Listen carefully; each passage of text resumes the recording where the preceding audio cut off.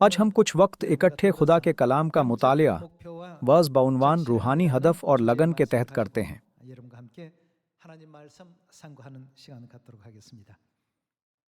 شاید آپ سب ایجاد کے بادشاہ ایڈیسن کو جانتے ہوں۔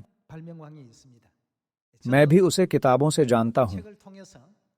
تو پھر ایڈیسن نے روشنی کا بلب ایجاد کرنے کی غرض سے کتنے تجربات کیے تھے؟ کیا کوئی ہے جو جانتا ہے؟ یہ کہا جاتا ہے کہ وہ تقریباً 2000 بار ناکام ہوا تھا۔ تقریباً 2000 بار ناکام ہونے کے بعد وہ روشنی کا بلب ایجاد کرنے میں کامیاب ہو گیا۔ وہاں لٹکا ہوا بلب 2000 تجربات سے بنایا گیا تھا۔ یہ ایڈیسن کی لگن کی وجہ سے کامیاب ہو سکا تھا۔ اگر ایڈیسن 1999 بار ناکام ہونے کے بعد ہمت ہار جاتا تو ہم بلب سے روشنی کے فوائد حاصل نہ کرتے۔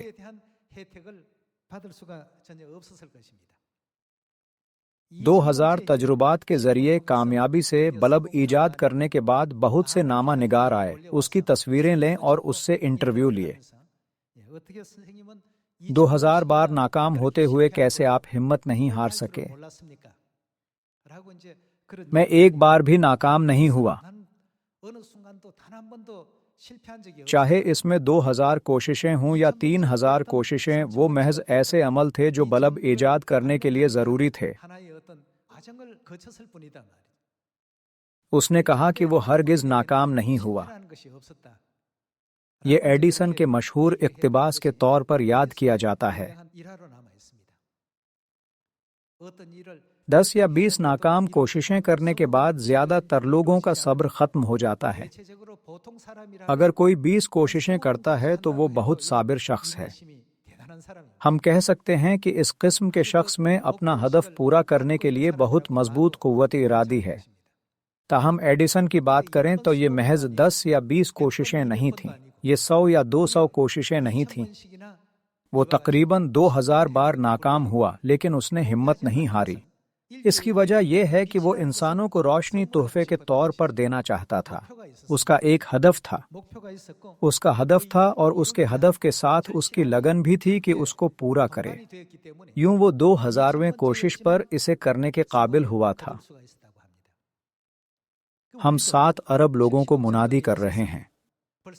ایک مہینے میں دنیا بھر میں سینکڑوں کلیسیائیں قائم کی جا رہی ہیں، برانچ کلیسیائیں بنائی جا رہی ہیں اور صیون کے فرزند بھیجے جا رہے ہیں۔ اسی طرح اب یہاں اور وہاں صیون تعمیر کیے جا رہے ہیں۔ تو پھر اس کام کو کون پورا کر رہا ہے؟ یہ سب کام اپنے دلوں میں لگن رکھنے والے لوگوں کے ذریعے تکمیل پا رہے ہیں۔ وہ لوگ جن میں لگن نہیں ہوتی، وہ ہرگز چیزوں کو عمل میں نہیں لاتے۔ اگرچہ نبوتیں ہیں پر وہ نبوتوں کے مطابق نہیں چلتے۔ وہ نبوتوں کے مطابق کام نہیں کرتے۔ عام طور پر جو لوگ کسی چیز کے لیے لگن رکھتے ہیں، وہ محنت سے کام کرتے ہیں اور کام کو پورا کرتے ہیں۔ در حقیقت اس زمین پر سب لوگوں میں اپنی نجات کے لیے لگن ہونی چاہیے، مگر وہ ایسے دکھائی نہیں دیتے۔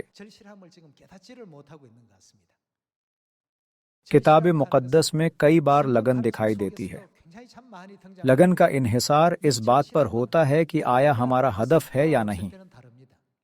بغیر ہدف کے لوگ ہرگز کسی چیز کے لیے لگن نہیں رکھ سکتے۔ جن لوگوں کا ہدف ہوتا ہے ان کے دلوں میں لگن ہو سکتی ہے۔ ایک ہدف رکھنا، ہدف کے لیے لگن ہونا، یہ اس طاقت کا اہم ترین عنصر ہے جو ہمیں بدلتا ہے۔ یہ روحانی توانائی ہے۔ ہمارے ایمان کے آباء و اجداد کے اپنے اہداف اور اہداف کے حصول کی لگن تھی۔ آئیں ہم کتاب مقدس میں سے ان آباء و اجداد کے کچھ واقعات دیکھتے ہیں۔ خروج باب 3 آیت 7 سے دیکھتے ہیں۔ یہ وہ منظر ہے جہاں خدا موسیٰ پر جلتی جھاڑی کے شعلوں میں ظاہر ہوئے اور اسے کہا کہ بنی اسرائیل کو مصر سے نکال لے جائے۔ باب 3 آیت 7۔ اور خداوند نے کہا، میں نے اپنے لوگوں کی تکلیف جو مصر میں ہیں خوب دیکھی، اور ان کی فریاد جو بیگار لینے والوں کے سبب سے ہے سنی، اور میں ان کے دکھوں کو جانتا ہوں، اور میں اترا ہوں کہ ان کو مصریوں کے ہاتھ سے چھڑاؤں، اور اس ملک سے نکال کر ان کو ایک اچھے اور وسیع ملک میں جہاں دودھ اور شہد بہتا ہے، یعنی کنہانیوں اور ہتیوں اور اموریوں اور فرزیوں اور ہویوں اور یبوسیوں کے ملک میں پہنچاؤں۔ دیکھ، بنی اسرائیل کی فریاد مجھ تک پہنچی ہے، اور میں نے وہ ظلم بھی جو مصری ان پر کرتے ہیں دیکھا ہے۔ سو اب آ، میں تجھے فرعون کے پاس بھیجتا ہوں کہ تو میری قوم بنی اسرائیل کو مصر سے نکال لائے۔ یوں خدا نے موسیٰ کو چنا اور اسے ایک خاص کام سونپا، لیکن اس لمحہ تک موسیٰ نے کبھی نہیں سوچا تھا کہ یہ اس کی زندگی کا ہدف ہوگا۔ دیکھتے ہیں کہ موسیٰ نے کیا کہا، کیونکہ اس کا کوئی ہدف نہیں تھا۔ آیت 11۔ موسیٰ نے خدا سے کہا، میں کون ہوں جو فرعون کے پاس جاؤں اور بنی اسرائیل کو مصر سے نکال لاؤں؟ اس نے کہا، میں ضرور تیرے ساتھ رہوں گا، اور اس کا کہ میں نے تجھے بھیجا ہے تیرے لیے یہ نشان ہوگا کہ جب تو ان لوگوں کو مصر سے نکال لائے گا تو تم اس پہاڑ پر خدا کی عبادت کرو گے۔ موسیٰ نے خدا کی آواز سنی، مگر اس نے بہانہ بنایا۔ اس کی وجہ یہ تھی کہ اسرائیلیوں کو بچانے کا کام اس کے ذہن میں ابھی تک ہدف کے طور پر نہیں بیٹھا تھا، ابھی تک اس کا کوئی ہدف نہیں تھا، اس لیے اسے فوری ضرورت محسوس نہیں ہوئی تھی۔ ہدف ہونے اور ہدف نہ ہونے میں یہ فرق ہے۔ حتیٰ کہ ایک نبی میں بھی بڑا فرق پڑتا تھا، جب اس کا ہدف ہوتا تھا اور جب اس کا ہدف نہیں ہوتا تھا۔ اس نے سوچا ہوگا کہ میں یترو کے گھر چرواہے کے طور پر آرام دہ زندگی گزار رہا ہوں، میرا یہاں ایک خاندان ہے، تو کیا یہ واقعی ضروری ہے کہ اچانک فرعون کے پاس جاؤں اور تکلیف دہ وقت کا سبب بنوں؟ چنانچہ خدا نے موسیٰ کو اچانک ایک خاص کام بخشا تھا، اس لیے اس کا اب تک کوئی ہدف نہیں تھا۔ جن لوگوں کے اہداف نہیں ہوتے وہ ہمیشہ بہانے بناتے ہیں۔ چنانچہ موسیٰ کے پاس کوئی ہدف نہیں تھا، اس لیے اس میں کوئی لگن نہیں تھی، اور چنانچہ اس میں لگن نہیں تھی، اس لیے اس نے بہانے بنائے، اچھا چاہے میں کام نہ کروں کوئی اور اسے کر لے گا۔ ہم اس جیسے عظیم نبی کے غیر موزوں قول و فعل کی جھلک دیکھ سکتے ہیں۔ صرف ہم ہی ہیں جنہیں 7 ارب بنی نوع انسان کو خوشخبری کی منادی کرنے کا خاص کام سونپا گیا ہے۔ یہ دنیا کا کوئی دوسرا گروہ یا ادارہ نہیں کر سکتا۔ خدا نے واضح طور پر کہا، میں یہ کام تمہارے سپرد کرتا ہوں جنہوں نے باپ، بیٹے اور روح القدس کے نام سے بپتسمہ لیا ہے۔ اس لیے یہ ہمارا خاص کام ہے جسے ہمیں کرنا ہے جو آسمان پر جا رہے ہیں۔ ہم بھی بدل سکتے ہیں۔ اگر اب ہم آہستگی سے کام کر رہے ہیں تو اس کی وجہ یہ ہے کہ ہمارا کوئی ہدف نہیں ہے۔ چنانچہ ہمارا کوئی ہدف نہیں ہے، اس لیے ہم ہدف کو پورا کرنے کی لگن بھی نہیں رکھتے۔ یہاں خروج کی کتاب میں موسیٰ نے خدا کو وجوہات بیان کی کہ وہ کیوں کام نہیں کر سکتا۔ اس کی وجہ یہ تھی کہ اس کا کوئی ہدف نہیں تھا۔ چنانچہ وہ ایسا نہ کرنے کی وجوہات بناتا رہا تو خدا نے کہا، نہیں، یہ تیرا مقدر ہے، یہ ایسا کام ہے جسے تجھے ضرور پورا کرنا ہے، یہ کچھ ایسا نہیں جو کوئی اور کر سکتا ہے۔ جیسے کہ خدا نے اس کی حوصلہ افزائی کی تھی، آخر کار موسیٰ کو ایک ہدف مل گیا۔ جیسا کہ اس کا ہدف تھا تو اس میں اس کام کو کرنے کی لگن پیدا ہوئی، اور وہ سیدھا فرعون کے پاس گیا اور اس سے بات کی، اور موسیٰ نے فرعون سے کہا کہ بنی اسرائیل کو جانے دے۔ یوں وہ بدل گیا کہ بھرپور دلیری سے فرعون سے بات کرے۔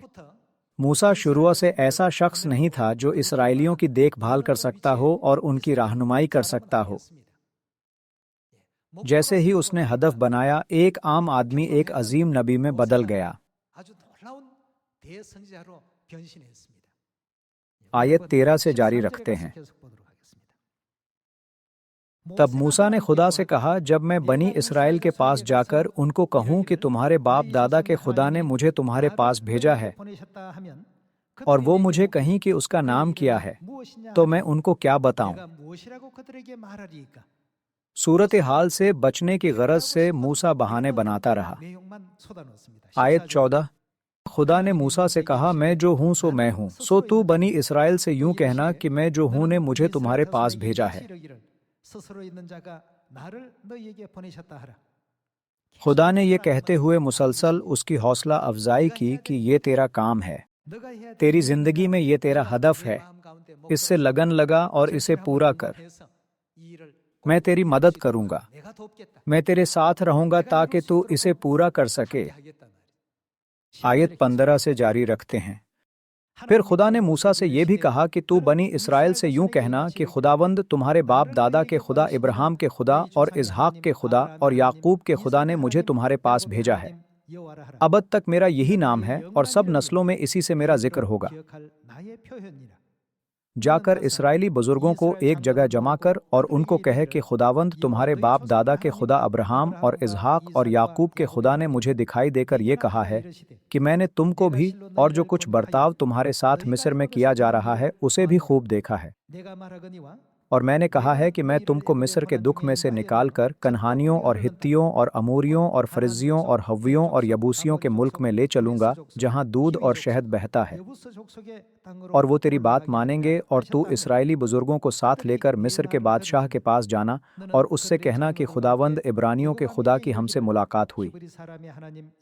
اب تو ہم کو 3 دن کی منزل تک بیابان میں جانے دے تاکہ ہم خداوند اپنے خدا کے لیے قربانی کریں، اور میں جانتا ہوں کہ مصر کا بادشاہ تم کو نہ یوں جانے دے گا نہ بڑے زور سے، سو میں اپنا ہاتھ بڑھاؤں گا اور مصر کو ان سب عجائب سے جو میں اس میں کروں گا مصیبت میں ڈال دوں گا، اس کے بعد وہ تم کو جانے دے گا، اور میں ان لوگوں کو مصریوں کی نظر میں عزت بخشوں گا، اور یوں ہوگا کہ جب تم نکلو گے تو خالی ہاتھ نہ نکلو گے، بلکہ تمہاری ایک ایک عورت اپنی اپنی پڑوسن سے اور اپنے اپنے گھر کی مہمان سے سونے چاندی کے زیور اور لباس مانگ لے گی، ان کو تم اپنے بیٹوں اور بیٹیوں کو پہناؤ گے اور مصریوں کو لوٹ لو گے۔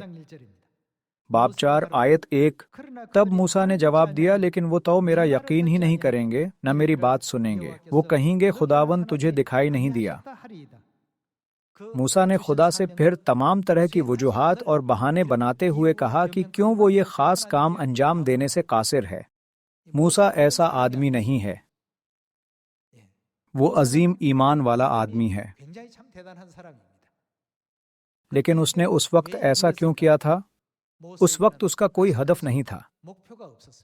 اب آپ نے دیکھا کہ جب اس کا کوئی ہدف نہیں تھا تو موسیٰ کیسا تھا۔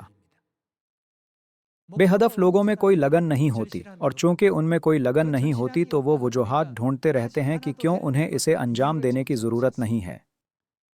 خدا نے اسے یقیناً ایک خاص کام بخشا تھا، لیکن وہ وجہ ڈھونڈتا رہا کہ وہ ایسا کیوں نہیں کر سکتا۔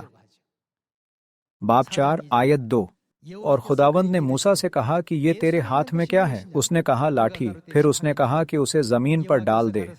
خدا غضبناک ہو سکتے تھے لیکن انہوں نے مسلسل موسیٰ کی حوصلہ افزائی کی۔ پھر اس نے کہا کہ اسے زمین پر ڈال دے۔ اس نے اسے زمین پر ڈالا اور وہ سانپ بن گئی اور موسیٰ اس کے سامنے سے بھاگا۔ تب خداوند نے موسیٰ سے کہا ہاتھ بڑھا کر اس کی دم پکڑ لے۔ اس نے ہاتھ بڑھایا اور اسے پکڑ لیا، وہ اس کے ہاتھ میں لاٹھی بن گیا، تاکہ وہ یقین کریں کہ خداوند ان کے باپ دادا کا خدا، ابراہیم کا خدا، اسحاق کا خدا اور یعقوب کا خدا تجھ کو دکھائی دیا۔ پھر خداوند نے اسے یہ بھی کہا کہ تو اپنا ہاتھ اپنے سینہ پر رکھ کر ڈھانک لے۔ اس نے اپنا ہاتھ اپنے سینہ پر رکھ کر اسے ڈھانک لیا، اور جب اس نے اسے نکال کر دیکھا تو اس کا ہاتھ کوڑھ سے برف کی مانند سفید تھا۔ اس نے کہا کہ تو اپنا ہاتھ پھر اپنے سینہ پر رکھ کر ڈھانک لے۔ اس نے پھر اسے سینہ پر رکھ کر ڈھانک لیا۔ جب اس نے اسے سینہ پر سے باہر نکال کر دیکھا تو وہ پھر اس کے باقی جسم کی مانند ہو گیا۔ اور یوں ہوگا کہ اگر وہ تیرا یقین نہ کریں اور پہلے معجزہ کو بھی نہ مانیں تو وہ دوسرے معجزہ کے سبب سے یقین کریں گے، اور اگر وہ ان دونوں معجزوں کے سبب سے بھی یقین نہ کریں اور تیری بات نہ سنیں تو تو دریا کا پانی لے کر خشک زمین پر چھڑک دینا، اور وہ پانی جو تو دریا سے لے گا خشک زمین پر خون ہو جائے گا۔ تب موسیٰ نے خداوند سے کہا اے خداوند، میں فصیح نہیں، نہ تو پہلے ہی تھا اور نہ جب سے تو نے اپنے بندے سے کلام کیا، بلکہ رک رک کر بولتا ہوں، اور میری زبان کند ہے۔ موسیٰ یہ اور وہ بہانے بناتا رہا۔ آپ سب، کیا یہ موسیٰ ہے جسے آپ جانتے ہیں؟ نہیں۔ لیکن اس نے ایسا کیوں کیا؟ اس کی وجہ یہ ہے کہ اس کا کوئی ہدف نہیں تھا اور نہ اسے کوئی لگن تھی۔ جن لوگوں کے پاس کوئی اہداف یا لگن نہیں ہوتی وہ کسی وجہ کی تلاش میں رہتے ہیں کہ کیوں انہیں ایسا کرنے کی ضرورت نہیں ہے۔ جب خدا کہتے ہیں کہ سامریہ اور زمین کی انتہا تک اس خوشخبری کی منادی کرو تو دانا جواب ہوتا ہے آمین۔ لیکن موسیٰ نے کہا کہ کوئی اور ایسا کرے، میں رک رک کر بولتا ہوں اور کند زبان ہوں، میں فرعون کے سامنے ٹھیک سے بات نہیں کر سکتا، تو میں وہاں کیسے جا سکتا ہوں؟ اس نے پہلے تو اسرائیلیوں کو استعمال کرتے ہوئے عذر پیش کیا تھا، لیکن اب وہ خدا کو اپنے رک رک کر بولنے اور کند زبان ہونے کا عذر پیش کر رہا تھا۔ خدا واقعی قہر کرنے میں دھیمے اور شفقت میں غنی ہیں۔ خدا نے موسیٰ کی حوصلہ افزائی کرنا جاری رکھا۔ آیت 10 دیکھتے ہیں۔ تب موسیٰ نے خداوند سے کہا، اے خداوند، میں فصیح نہیں، نہ تو پہلے ہی تھا اور نہ جب سے تو نے اپنے بندے سے کلام کیا، بلکہ رک رک کر بولتا ہوں اور میری زبان کند ہے۔ تب خداوند نے اسے کہا کہ آدمی کا منہ کس نے بنایا ہے؟ اور کون گونگا یا بہرا یا بینا یا اندھا کرتا ہے؟ کیا میں ہی جو خداوند ہوں یہ نہیں کرتا؟ سو اب تو جا، اور میں تیری زبان کا ذمہ لیتا ہوں اور تجھے سکھاتا رہوں گا کہ تو کیا کیا کہے۔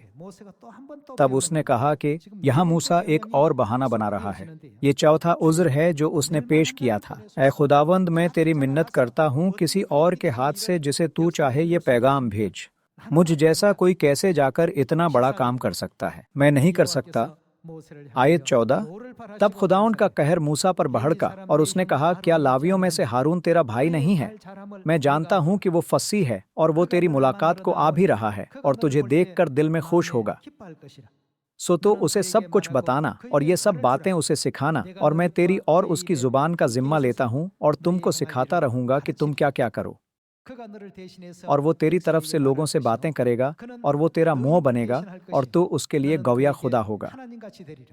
اور تو اس لاٹھی کو اپنے ہاتھ میں لیے جا اور اسی سے ان معجزوں کو دکھانا۔ یہ خدا کے لیے بہت مایوس کن وقت تھا جب تک کہ موسیٰ کو خاطر خواہ سمجھ نہ آئی اور احساس مقصد نہیں ہوا تھا۔ آخر کار موسیٰ نے خدا کے حکم کو قبول کر لیا اور سوچنے لگا کہ اس کی زندگی کا ہدف بنی اسرائیل کو ملک مصر کو لے جانا ہے۔ اب وہ منظر دیکھتے ہیں جہاں موسیٰ فرعون سے بات کرنے کے لیے اس کے پاس گیا تھا۔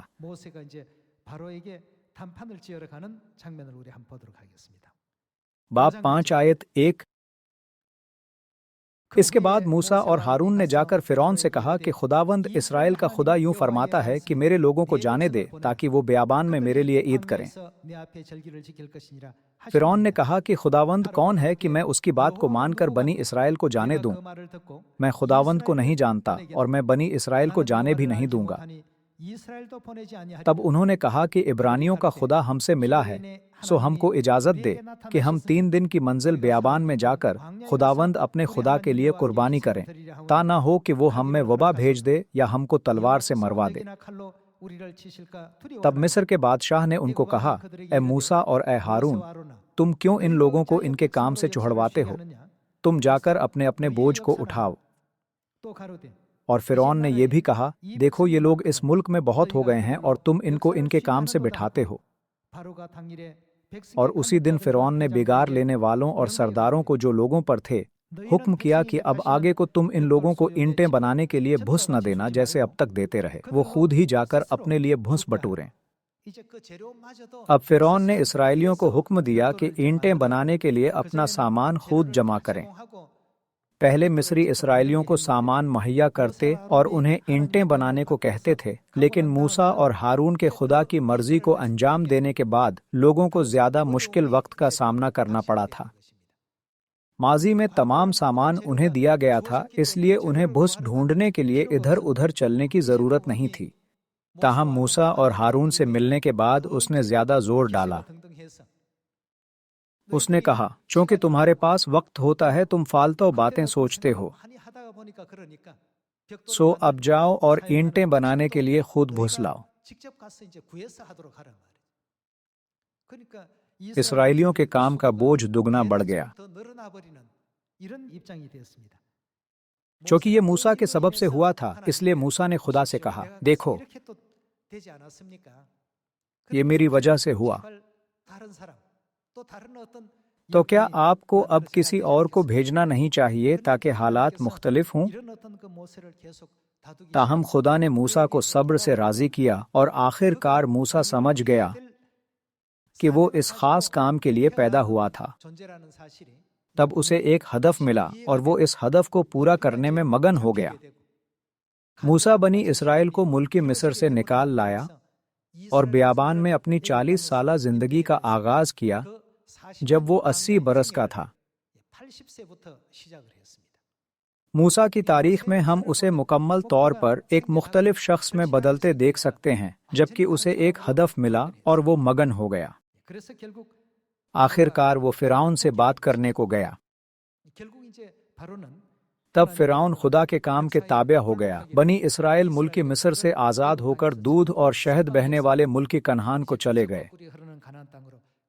ہم اسے خروج باب 12 اور 13 میں دیکھ سکتے ہیں۔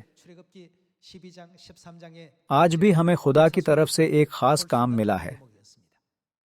ہمیں حکم دیا گیا ہے کہ جا کر سب قوموں کو شاگرد بنائیں اور انہیں باپ، بیٹے اور روح القدس کے نام سے بپتسمہ دیں، اور انہیں تعلیم دیں کہ ان سب باتوں پر عمل کریں جن کا خدا نے ہمیں حکم دیا ہے۔ لیکن جب ہمارا کوئی ہدف نہ ہو تو کیا ہم موسیٰ کی مانند نہیں سوچتے ہیں؟ اچھا، میں مصروف ہوں، مجھے کام کرنا ہے، میں طالب علم ہوں، میں گھریلو عورت ہوں، مجھے اپنے شوہر اور اپنے بچوں کی دیکھ بھال کرنی ہے، مجھے بہت سے کام کرنے ہیں۔ بے شک ہمیں کام کرنے ہیں، لیکن کیا ہمارے پاس اپنی زندگیوں میں آرام کرنے کے لیے تھوڑا سا وقت نہیں ہے؟ ہم اس وقفے کو صرف دنیاوی چیزوں پر بات کرنے کی بجائے اپنے پڑوسیوں کو خدا کے مبارک کلام کی منادی کرنے کے لیے استعمال کر سکتے ہیں۔ کیا ہم نہیں کر سکتے؟ اگر ہمارے پاس کوئی ہدف نہیں ہے تو ہم میں لگن بھی نہیں ہو سکتی۔ جب تک ایڈیسن نے تقریباً 2000 بار ناکام ہونے کے بعد بلب ایجاد نہیں کر لیا تھا، اس کے دل میں لگن رہی۔ وہ اسے ایجاد کرنے کے لیے مگن رہا، چاہے اس میں کتنی ہی کوششیں کی گئیں، خواہ 2000 بار یا 3000 بار۔ اس کا ہدف بلب ایجاد کرنا تھا، چاہے کچھ بھی ہو جائے۔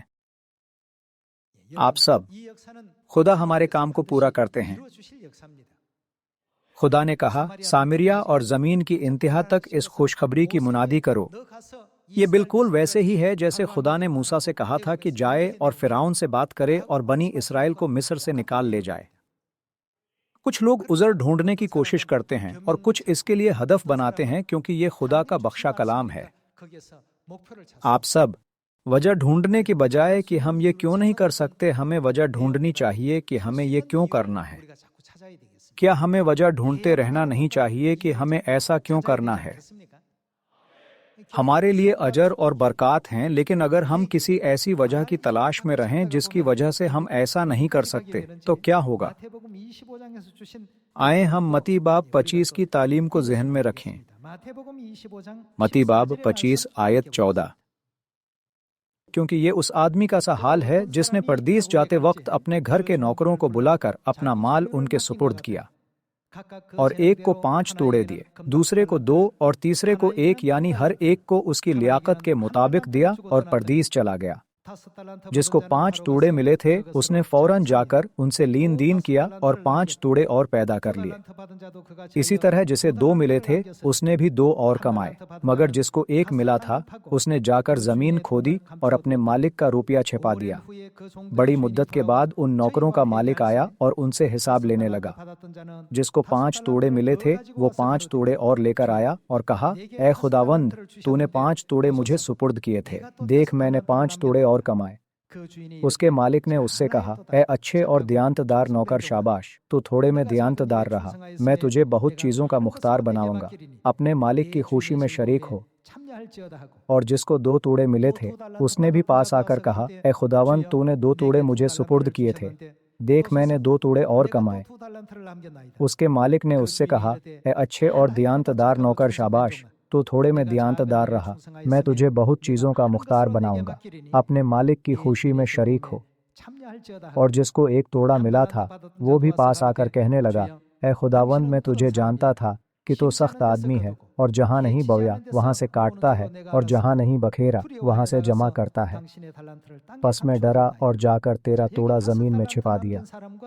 یہاں 5 توڑے کمانے والے نوکر اور 2 توڑے کمانے والے نوکر نے کوئی عذر پیش نہیں کیا تھا۔ انہوں نے کوئی بہانہ نہیں بنایا۔ لیکن اس نوکر کے بارے میں کیا خیال ہے جسے 1 توڑا ملا تھا اور اسے زمین میں چھپا دیا تھا؟ وہ بہانہ بنا رہا تھا۔ اس کے پاس کیا نہیں تھا؟ اس کا کوئی ہدف نہیں تھا۔ چونکہ اس کے اہداف نہیں تھے اس لیے اس میں کوئی لگن بھی نہیں تھی۔ وقت گزر گیا اور مالک نے واپس آ کر پوچھا، تم نے اپنا کام کیسے سنبھالا ہے؟ مجھے اپنے کام کا نتیجہ دکھاؤ۔ وہ نوکر جس نے 5 توڑے کمائے تھے اس نے کہا، اے خداوند، آپ نے مجھ سے کہا کہ 5 توڑے کام میں لگاؤں، اس لیے میں نے سخت محنت کی اور میں نے 5 اور توڑے کما کر اچھا نتیجہ حاصل کیا۔ شاباش۔ وہ نوکر جس نے 2 توڑے کمائے تھے اس نے کہا، اے خداوند، میں نے بھی سخت محنت کی تھی، تمہیں بھی شاباش۔ تاہم 1 توڑا پانے والے نوکر نے یہ نہیں کہا تھا کہ میں نے محنت کی تھی، بلکہ اس کی بجائے اس نے کہا، تو سخت آدمی ہے، تو یہ ہے، تو وہ ہے۔ اس نے اپنے کچھینا کرنے کو معقول ٹھہرانے کی کوشش میں اپنے مالک کے بارے میں برا اندازہ لگایا۔ ہم سب کو ذہن میں رکھنا چاہیے کہ ہمیں اس کے لیے جو ہم نے نہیں کیا تھا کیا نتیجہ ملے گا، چاہے ہم نے کتنے ہی بہانے بنائے ہوں۔ آیت 25 دوبارہ دیکھتے ہیں۔ پس میں ڈرا اور جا کر تیرا توڑا زمین میں چھپا دیا۔ دیکھ، جو تیرا ہے وہ موجود ہے۔ وہ 1 توڑا جو اس نے زمین میں چھپایا تھا اس نے مالک کو واپس کر دیا۔ اس کے مالک نے جواب میں اس سے کہا، اے شریر اور سست نوکر، تو جانتا تھا کہ جہاں میں نے نہیں بویا وہاں سے کاٹتا ہوں اور جہاں میں نے نہیں بکھیرا وہاں سے جمع کرتا ہوں۔ بس تجھے لازم تھا کہ میرا روپیہ ساہوکاروں کو دیتا تو میں آ کر اپنا مال سود سمیت لیتا۔ بس اس سے وہ توڑا لے لو اور جس کے پاس 10 توڑے ہیں اسے دے دو، کیونکہ جس کے پاس ہے اسے دیا جائے گا اور اس کے پاس زیادہ ہو جائے گا، مگر جس کے پاس نہیں ہے اس سے وہ بھی جو اس کے پاس ہے لے لیا جائے گا۔ اور اس نکمے نوکر کو باہر اندھیرے میں ڈال دو، وہاں رونا اور دانت پیسنا ہوگا۔ آپ سب، اگر کوئی ہدف نہ ہو تو لگن بھی نہیں ہوتی، اور اگر لگن نہ ہو تو اچھے نتائج نہیں نکلتے۔ دوسرے الفاظ میں ہم ہرگز خوشخبری کے لیے کوئی اچھا نتیجہ حاصل نہیں کر سکتے۔ بغیر ہدف کے صرف وجہ ڈھونڈیں گے کہ کیوں ہمیں اسے کرنے کی ضرورت نہیں ہے۔ ہم صرف ایک وجہ ڈھونڈیں گے کہ ہم ایسا کیوں نہیں کر سکتے۔ تاہم جہاں تک خدا کی پاک مرضی کو پورا کرنے والے لوگوں کا تعلق ہے تو ایک بار ان کا ہدف بن جائے تو وہ اسے پورا کرنے کی لگن بھی رکھتے ہیں۔ مہربانی سے آج اس بات کو ذہن میں رکھیں۔ آپ یوناہ نبی کے بارے میں اچھی طرح جانتے ہیں۔ جب اس کا کوئی ہدف نہیں تھا تو اس نے کیا کیا تھا؟ اس نے خدا کے کلام سے بھاگنے کی کوشش کی تھی۔ کیا اس نے نہیں کیا تھا؟ وہ بھاگ گیا۔ تاہم آخر کار اس کا انجام مچھلی کے پیٹ میں پہنس جانا ہوا۔ وہاں اس نے توبہ کی دعا مانگی اور اس نے یہ سوچتے ہوئے ہدف بنایا کہ میں ویسے بھی مر جاؤں گا، یہاں تک کہ اگر مجھے کوڑے ہی کیوں نہ مارے جائیں، میں مرنے سے پہلے خدا کے کلام کی منادی جی بہر کر کروں گا۔ سو وہ باہر نکلا اور چلایا۔ پھر 1,20,000 لوگوں نے توبہ کی۔ جب اس کا ہدف تھا تو اس کی لگن روحانی دنیا میں نمایاں ہوئی۔ اس نے 1,20,000 لوگوں کی رہنمائی توبہ کو کی اور حتیٰ کہ بادشاہ کو بھی خدا کے تابع کروایا۔ غیر معبودوں پر ایمان رکھنے والے لوگوں نے یہوہ کے نام کے سامنے توبہ کی اور خدا کے سامنے گھٹنے ٹیکے۔ یہ شاندار کام یوناہ کی تاریخ میں ملتا ہے۔ یوناہ کی لگن اس کے ہدف بنانے کے بعد مختلف تھی۔ جب اس نے خدا کے کلام کو اپنا ہدف بنایا اور اس میں لگن کا اضافہ کیا تو ایسا کچھ نہیں تھا جو وہ نہیں کر سکتا تھا۔ ہر کام جو ناممکن لگتا تھا ہو گیا۔ وہ کتنی لگن کے ساتھ چلایا ہوگا کہ اس کی پکار نے ان کے دل دہلا دیے تھے۔ اگر ان کے دل نہ دہلتے تو بادشاہ اور تمام لوگوں کے لیے توبہ کرنا ناممکن تھا۔ وہ غیر معبودوں پر ایمان رکھتے تھے۔ کیا آپ سوچتے ہیں کہ انہوں نے خدا کی تنبیہ کو سنا ہوگا اور اس طرح توبہ کی ہوگی؟ یہ کہا جاتا ہے کہ ایڈیسن نے بلب ایجاد کرنے کے لیے ہزاروں بار دعا کی تھی۔ لوگ لگن کے ساتھ ایسے کام کرتے ہیں۔ ہدف رکھنے والے لوگوں کو لگن لگ جاتی ہے، اور جنہیں لگن ہوتی ہے وہ خدا سے دعا کرتے ہیں اور خدا سے گفتگو کرتے ہیں۔